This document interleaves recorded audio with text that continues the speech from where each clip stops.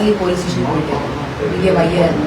ഇതിനുശേഷം ഈ പറഞ്ഞ 3 വനിതകളിൽ ആരെങ്കിലും ദൈവം പേഴ്സണലി സംസാരിക്കുകയും ഇല്ല. ലാസ്റ്റ് ആ ഒരു ത്രട്ടൻ ചെയ്യുന്ന പോലെ ഒരാളുടെ ഹസ്ബൻഡ് എന്നെ വിളിച്ച് സംസാരിച്ചു. 31-ാം തീയതി എന്നെ വിളിച്ച് സംസാരിച്ചു രാത്രി.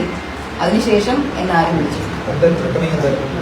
എന്നെ വിളിച്ച് പറഞ്ഞ കാര്യം എന്ന് വെച്ച് കഴിഞ്ഞാൽ നമ്മളിത് കേസ് കൊടുത്തു എന്നെന്തോ അറിഞ്ഞു എന്ന് പറഞ്ഞു. അപ്പം ഞാൻ പറഞ്ഞു നടപടി നമ്മൾ അതായിട്ട് തന്നെ പോവുകയാണെന്ന് പറഞ്ഞു. പുള്ളി പറഞ്ഞില്ല, പറ്റത്തില്ല, ഒരു പേപ്പറിൽ മര്യാദയ്ക്ക് എഴുതി തരണം, ഇല്ലാന്നുണ്ടെങ്കിൽ നമ്മൾ ഒരു പൈസ തിരിച്ചു തരത്തില്ല എന്ന് പറഞ്ഞു. നമ്മൾ ത്രട്ടൻ ചെയ്തു.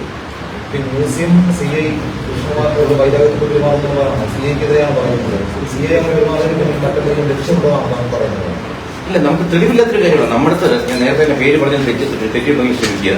കാരണം ശ്രീ വിമൽ എന്നാണ് അല്ലേ അദ്ദേഹത്തിന് സിയുടെ പേര്. അപ്പോൾ അദ്ദേഹം നമ്മുടെ സ്വാഭാവികത്തോടെ ചെല്ലുമ്പോഴത്തേക്ക് നമ്മളിരിക്കുന്നു, അവരും വരുന്നു.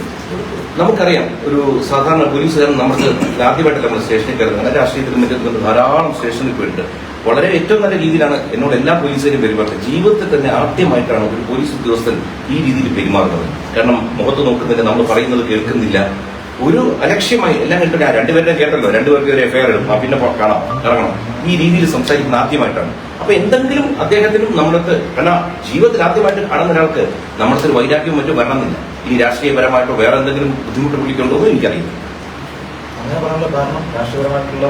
സ്വാഭാവികമായിട്ടും നമ്മളത് കാണാറുണ്ട്. കാരണം ഞാനൊരു രാഷ്ട്രീയ പാർട്ടിയിൽ പ്രവർത്തിക്കുന്നു, ചിലപ്പോൾ അദ്ദേഹം വേറെ രാഷ്ട്രീയത്തിൽ വിശ്വസിക്കുന്ന ഒരാളോ എന്തെങ്കിലും ഇതിനു മുൻപ് പുള്ളിക്ക് നമ്മളോട് ദേഷ്യം തോന്നിയിട്ടുണ്ടോ നമുക്ക് അറിയത്തില്ല.